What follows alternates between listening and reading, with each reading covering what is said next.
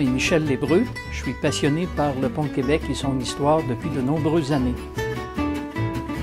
Mon intérêt pour le pont a débuté quand j'étais très jeune, puisque j'habitais près du fleuve à Saint-Romuald et il y avait aussi chez mes parents un cadre avec la photo qui montrait la première catastrophe.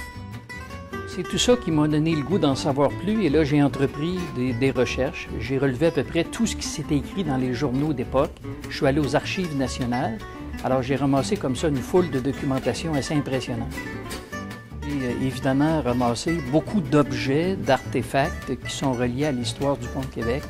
Et entre autres, j'ai des rivets qui ont été prélevés dans la structure après son écroulement en 1907. Parmi les objets un peu particuliers que j'ai recueillis, il y a une statue.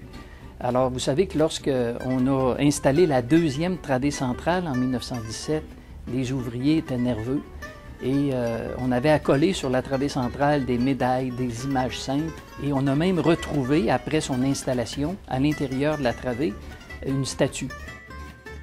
Au début des années 70, on m'a demandé pour donner des conférences. Alors, je dirais que ça fait une quarantaine d'années et j'en ai donné depuis peut-être 1500. En donnant mes conférences, il y a des gens qui m'ont dit « tu devrais écrire ça, cette histoire-là, puisqu'il n'y a pas de livre, on aimerait pouvoir le lire ».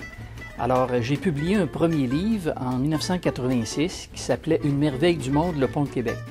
J'ai publié une deuxième édition en 2001 et par la suite, pour le 400e de Québec en 2008, on m'a demandé de faire une troisième édition que j'ai enrichie, une édition augmentée.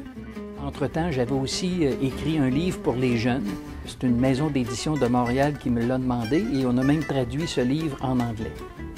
Mon souhait le plus cher après toutes ces années où j'ai tenté de démontrer l'importance de ce monument exceptionnel, ce serait de le voir rénové, peinturé, éclairé mieux qu'il l'est actuellement.